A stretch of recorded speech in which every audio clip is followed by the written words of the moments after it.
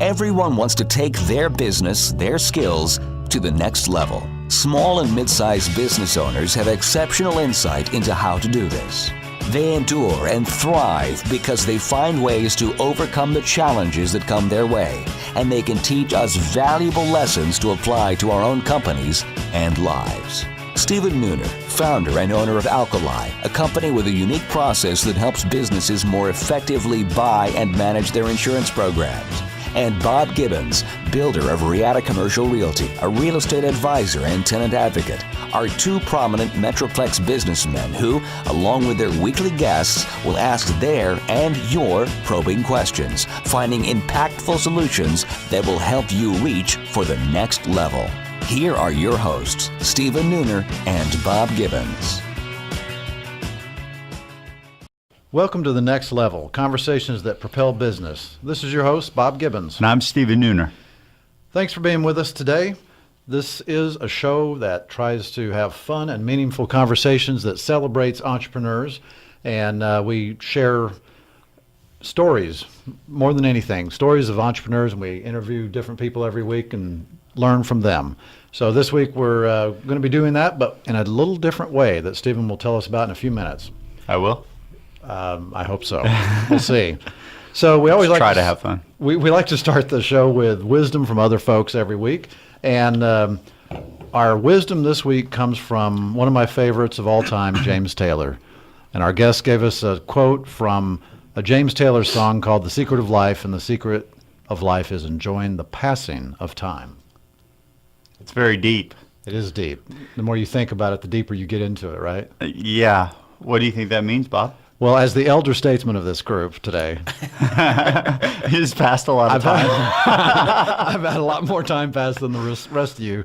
You know, for me, the secret of life is not just enjoying the passing of time, but realizing that it's passing. Because, you know, like with me, my kids are 22 and 26. They don't live with me anymore. They're self-supporting on their own, and I miss them terribly. I would love them to be at home still, and I would rather be in your shoes with little kids to do it right this time. Yeah, you're welcome anytime over at my house. Yeah, as long as I can give them back.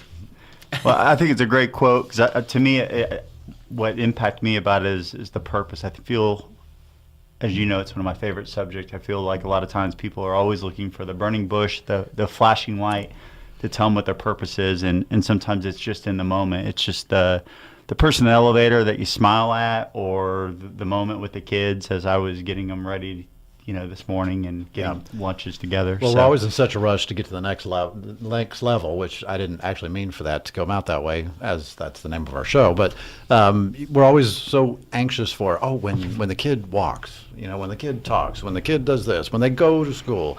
I can't wait till they've graduated and leave so my wife and I can go travel the world. And then that time comes. Right. Well, you ready to get on to the next thing? I can't wait till I sell my company. How's that for a setup? There we go. So really excited to introduce our next leveler today. That's what you're called when you're on the show. Okay. A next leveler. All right. It's with great joy I get to introduce my personal friend, Dave Gorman.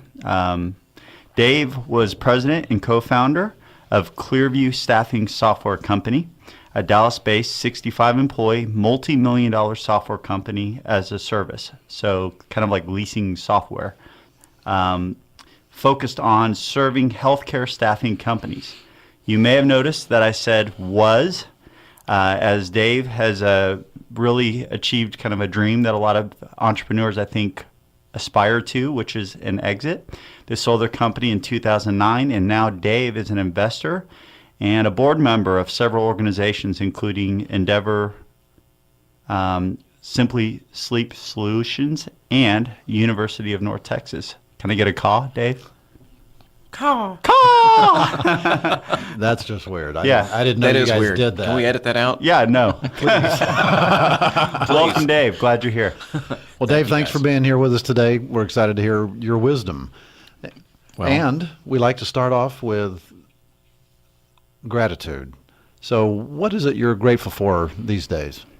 I'm thankful for a lot. First of all, thank you guys for having me in. It's You're the first guy that's ever said that, by the way. well, okay, good. I like being the first at some things, but no, thanks for having me in. I'm grateful for mostly for my family and the health of my family. I've got a great wife who's really supportive of me, and she always has been. And we've been married for 22 years. We have two great kids. They're awesome. I mean, most of the time, I love them to death. Occasionally, like all parents, you want to choke them out, but they're really good kids. And so I'm grateful for that. And I'm also grateful for my friendships. Steve's a good example of that. I've been blessed with very good friends, and what's very cool is I've been rewarded by having a lot of good friends that I've been able to have good business relationships with. That's nice. And that's been very cool. So that's what I'm grateful for. Great. It's great stuff, especially the part, about the great friends. I'm Yeah, just kidding. Well, right. Like I said, I think you've got just a great wealth, just knowing you like I do, Dave, to share. And I really appreciate you being willing to be open and share today. But before we get into, I think what a lot of people will be really curious about which is your journey through the exiting process. Yeah. And after that, I wanted to kind of start back at the beginning. So tell me, how'd you get into your business with Clearview? So, again, just kind of going back to my friendships. I had a handful of really good college buddies, and after school, we were all employed kind of 9-to-5 career path type jobs. And a handful of us back in the late 90s got together and we were talking. We'd meet for lunch and we'd talk about, well, maybe we should do this kind of startup or that. And over time, really over a 3-4 year period, that group whittled down from 5 to 3 to 2, right? And so my eventual business partner, a guy named John Pensack, who's to this day a great friend, we finally said, look, if we're going to do this, we're going to have to just get serious about it. And so we started researching and kind of thinking through the types of businesses that we'd want to be in. And the one thing that we knew was we wanted to start a software company. Mm-hmm. That's the business we knew we wanted to be in. We just didn't know where we wanted to focus. And I don't advise this as a best business practice, but I mean, really what we kind of said to ourselves was, look, if we're going to do this, we're going to quit our jobs and we're going to focus 100% on figuring it out. Were you guys programmers already? No. John was a self-taught programmer, and so John and I have very good complementary backgrounds. I mean, I was always a business development, sales-minded individual, and John was a very smart technical guy. So that was going to kind of be our role, and so we toyed around with a couple of different things, and I eventually made contact with another good friend of mine, Jeff Bowling, who owned a nurse staffing company at the time. And we sat down with Jeff and said, hey, look, this is what we're looking to do in terms of building a software company, productizing an application. And, to his credit, he was very cool with that. He was like, okay, I've got ideas on things that my business needs. And, he awesome. He was very cool in terms of, don't sell this to my competition for a year in Dallas, and I don't care what you do with it after that. Wow. So we started building a business and started developing software that met his needs. And over time, I would club another business owner over the head, drag him back to John and say, hey, talk to this guy, tell him what our software needs to do. So what year was this? This was back in 2000. So in 2000, as I remember, you didn't have companies selling software as a service. It was all downloaded to my hard drive, and I paid for it once, and that was it. That's right. So that was like, a big hurdle for us early on, because explaining to a small or even a medium-sized company back then what web-based software is. You don't have to install anything. You don't have to have servers in-house. All you need is an internet browser. And then questions like, well, where is my data? All of that, right? Especially against the backdrop of competitors who are touting, installed software. So we struggled with that early on, just to like figure out how do we position this thing out in the market. But within probably a couple of years, we had really turned it into a massive competitive advantage. So tell me about that. So when did you realize, like, oh wow, like we're onto something? So I'm helping Jeff, right? Someone I know. I mean, really probably great communication, great way to start a company with someone, a built-in audience that can tell you what the really pain points are. But when did you say, oh man, this is going to be a company? Yeah, I mean, I think we knew early on. I mean, there never was really a turning point where we thought we have a real company. We always thought we had a company, even when it was just the two of us. We always believed that we had a company. But I think once we probably had our first 15 or 20 customers, and they were beginning to pay us some pretty good money, at that point we realized, okay, we can look back and we can see the trajectory of this a little bit better. We can see that if we can start selling 4, 5, 6 of these a month, that a couple of years from now, we can have a pretty interesting business. And so... So how did you ramp this up? I mean, you guys quit your jobs. Where did the money come from? How long did it take to start getting customers and profitable? Yeah, so, I mean, we bootstrapped the company on our own. We started it with just savings that we had. And, I mean, our basis was really practically nothing in the business. I mean, less than probably $50,000. We never took on outside investment, which at times I wonder if that was the right thing to do. But for us, I think it was, and we certainly got to an eventual exit, so I think it still worked out. But, we started it on basically peanuts. And, within a year, I think we made $30,000 in revenue our first year, something like that. Wow. Because we did give the product to a lot of our customers to get them to use it early on, that feedback. And these were really small clients. And then eventually we had to go back and say, hey, look, we need to start collecting a little bit of money from you. And then, kind of figuring that whole aspect of it out. But, I mean, it in a lot of ways, it's not how you would want to do it or how you might be taught to do it, but it worked out for us. And, I mean, it was an honest approach, but maybe not the smartest at times, but it worked out for us. And I want to get to here in a little bit the, kind of to that exit that you alluded to, but what would you say was the biggest challenge that you had as you were going and building this and scaling it up to getting to that point?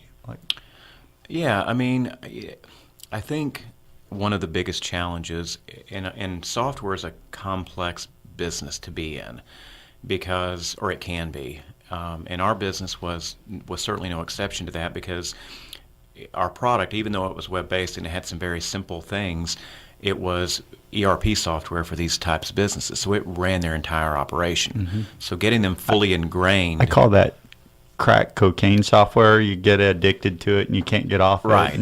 Yeah. I mean, once you get their hooks, once you get your hooks into them, it does become very tough. And that was good. That was a big thing for us. Sure.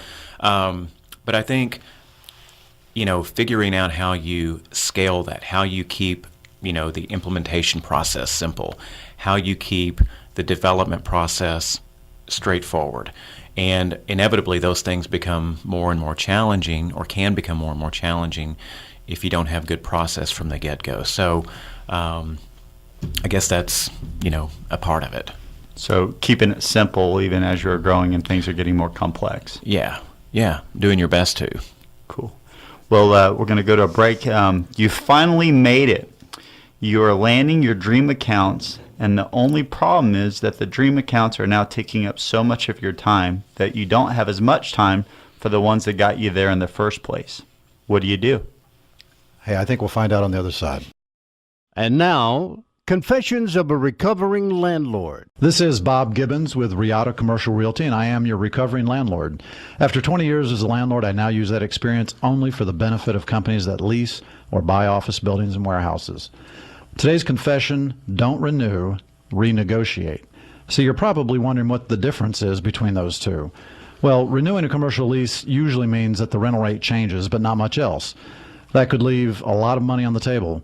Don't get lulled into the misguided idea that a great relationship with your landlord or leasing agent will result in a good deal for you. And never, ever tell the landlord that you really want to stay in the building. Instead, you need to renegotiate. That takes a comprehensive look at your needs and puts everything on the table for renegotiation. Options, improvements, free rent, and other lease clauses.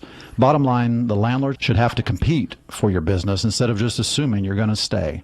To learn more, contact me at texastenantrep.com. Again, that's texastenantrep.com. Want to create a breakthrough in your business or personal life? Here's a tip. Stop shopping for insurance and insurance agents. Begin looking for a way to more effectively buy and manage your insurance. At Alkali, that is exactly what we provide. The freedom you create by changing this mindset alone will make an impact. Plus, you can stop listening to all the insurance commercials on TV and radio, unless they're funny, of course. Are you an insurance novice or just want to take things to the next level? Knowledge is power. Come join us for the single most important class that you never took in business school. To sign up or learn more, visit us at alkaliservices.com. That's alkali, A-L-K-A-L-I, services with an S.com. This is Gary Jackson with managing partner of Cornwell Jackson PLC. And, you know, if you want to be the Mr. Miyagi of your company, then you probably need to listen to the Next Level radio show. Welcome back, everyone, to The Next Level. We are here with our special guest, Dave Gorman, former president and co-founder of Clearview Staffing Software. If you want to learn more about Dave, go to LinkedIn and type in Dave Gorman. Welcome back. So we've been talking a lot about your company and what you built with your partner. Yep. So let's talk about the exit, because this is really a different conversation than we've had on this show before. So how did you decide when was the right time to exit? How did you identify the buyer, et cetera? Give us that rundown. Yeah. So, one of the things that I've told Steve in our relationship is, today, if I were starting a company, I would focus on the end in mind a lot more. And we didn't really do that, again, because we were very bootstrapped, and which was fine. So beginning, probably around 2007, 2008 is when we began thinking about what do we want to do? When do we want to get out of the business, and how do we want that to look? And a lot of the drivers for us were economics. We were looking at our business and saying, okay, this is a niche business. So we didn't necessarily see a business where we had 25% year-over-year growth for this sustainable period of time. I mean, it's a niche market. So, I think seeing that eventual growth may start tailing off was one thing. And then another aspect of it was back in 2009 and before, the capital gains tax rate was 15%. So we were looking at beating the clock. Yeah, we were looking at, well, and it wasn't just that, but it was like we were pulling good money out of the business to live on and all that, but we're paying really good taxes on it as well. So being able to sell the business and pay 15% as opposed to continuing to run it for the next 10, 15 years and pay 35, 40%, that was a big factor for us as well. So, those were some of the primary drivers for us at that point.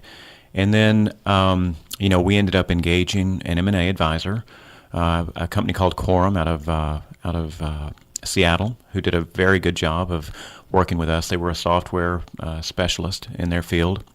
And so they came in and really helped advise us on the intricacies of going through that process and what that looks like and how to get out there and talk to potential buyers and that kind of thing, and really to kind of create demand, for your product. And we'd had other potential buyers along the way who would periodically call us, but we were just, we don't have time for that. We don't have time for it. But once we got focused on it, having an advisor guide us through that process really became helpful. I mean, I would strongly suggest that to any entrepreneur out there. So going through that process, and that probably took a good year to get through. And the company that ended up buying us was, like you said earlier, API Healthcare, and they were a strategic for us. They were actually owned by a company called Francisco Partners, a private equity firm out of San Francisco. But they tucked us up into the API Healthcare as a portfolio, or for one of their portfolio companies. And so they bought you, and so you had the exit, the event that you've done all this preparation for. So then, what happened after that? I mean, and I'm leading you because I know you, but yeah. So I mean, after that, I stayed on for the business for about a year, and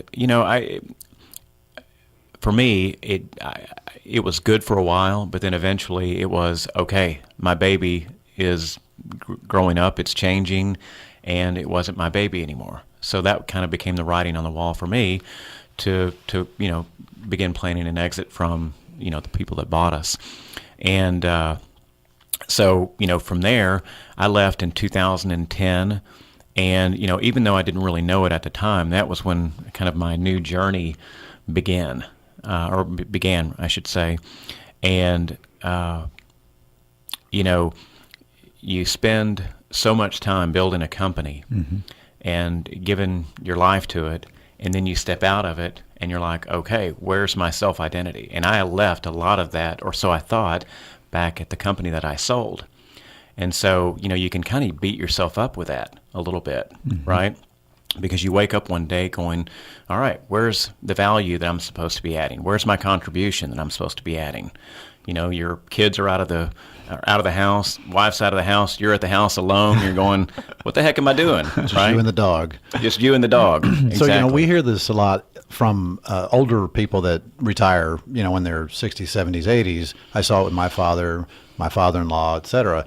So you're saying that really the same issues happen at any age when that I happens. think they totally do. Yeah, absolutely. I mean, it certainly happened to me, and I'm a young guy. I mean, I'm 45, and so I still feel like I have lots to offer, and there's lots I want to do. But, you have to expose yourself to different possibilities. And, the mistake I made was because when things didn't happen as quickly as I thought they might, that's where you kind of get anxious. Well, why don't I know what I want to do sooner? And the thing is, you can't rush that kind of stuff. You have to let it come naturally to you. And when it does, it's probably going to be better than anything you could have possibly forced, right? So what were some of the feelings that you had? I mean, because you talk about that, like that lack of purpose and So I mean, what that create. I mean, at the most basic level, it's just your confidence. It's like your confidence kind of gets knocked down a notch. Because you're always, I always associated myself with, being the guy that people look to for direction at Clearview, right? Hey, Dave, where are we headed today? And when you're out of that direction, that purpose is not there, and so your confidence can kind of be hurt, I guess. So some people are going to listen to this and say, I'm sorry, but boo-hoo, you just cashed out of a company, you made a lot of money, Sure. and you're sitting around trying to figure out what you're going to do when you grow up. Sure. I'm sorry, but it's a real thing. It is a real thing. So did you find some resources to help you with this? I mean, how did you work through that? Yeah, I mean, I think, again, and yeah, it is a boohoo comment. And First world problem. Yeah, exactly. And okay, that's my problem, I'll deal with it. And so I think it is a function of, again, just getting out there and exposing yourself to different possibilities, having discussions like this with people that you trust. And the thing is even when I was beating myself up, I was actually doing things. I was actually working. I was educating myself on how to do investments. But the feeling of I'm comfortable in this environment takes time.